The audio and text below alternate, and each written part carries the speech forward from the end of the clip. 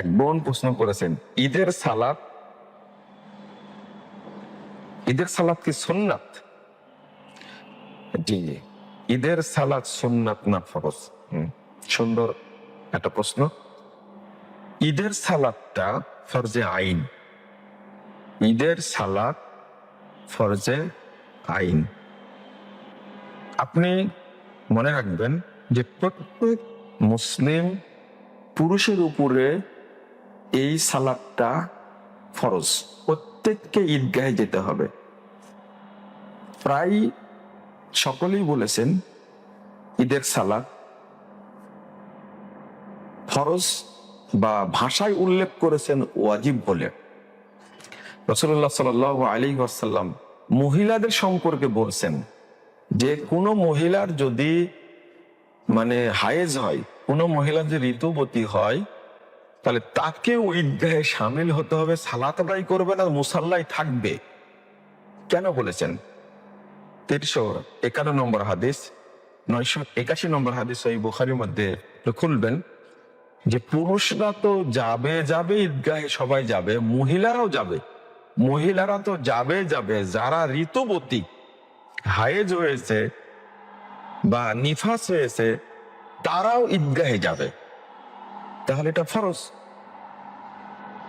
আর মহিলাদের সম্পর্কে রাসূল সাল্লাল্লাহু আলাইহি ওয়াসাল্লাম বলছে ওয়াজাবাল খুরুজ আলা কুল্লি যাতি নিতাকিন। প্রাপ্তবয়স্ক যত মহিলা আছে তাদের সবার উপরে ওয়াজিব হলো ঈদগাহে যাওয়া। এটা মুসনাদ আহমদের হাদিস, 27059 নম্বর হাদিস। তো এটাই প্রশ্নটা কেন আসছে, বাংলাদেশের বহু পুরুষই ঈদ পড়ে না, আর মহিলারা তো পড়েই না। আমার গতবারের এক বক্তব্য শুনে এক মহিলা ফোন দিয়েছিলেন, তার বয়স প্রায় 77-78 বছর। তিনি বলছেন যে আমরা ঢাকা শহরে বাস করি, কোনোদিন ঈদের সালাত আমরা পড়ি না, কারণ আমরা জানি মহিলাদের জন্য ঈদের সালাত নেই। নাউজুবিল্লাহ। অথচ ঈদের সালাতে যাওয়ার ব্যাপারে আল্লাহ রাসূল কড়াভাবে নির্দেশ দিয়েছেন মহিলাদেরকে। আর হাদিসে স্পষ্ট উল্লেখ করেছেন প্রত্যেক প্রাপ্তবয়স্কা মহিলা যারা আছে তাদেরকে ঈদগাহে যাওয়াটা ওয়াজিব।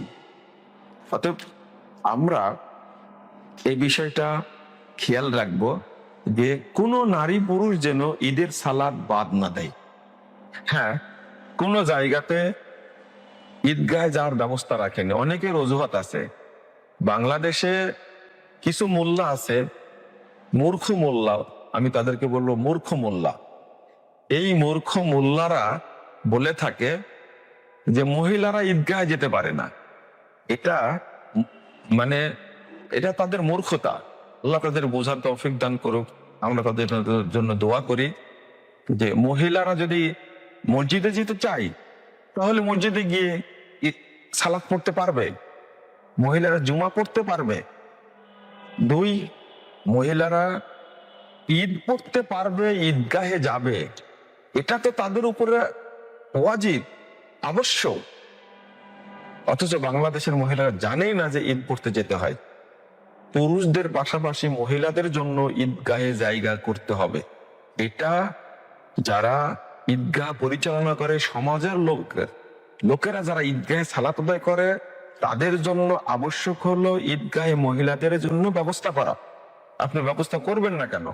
মহিলাদেরকে দূরে রাখবেন কেন? আশা করি স্পষ্ট হয়েছেন, ঈদের সালাত সুন্নাত না। যদিও শাফি ও মালিকি মাযহাবের নিকটে এটা সুন্নাতে মুআক্কাদা বলা হয়েছে, কিন্তু ঈদের সালাত এটা ফরজ।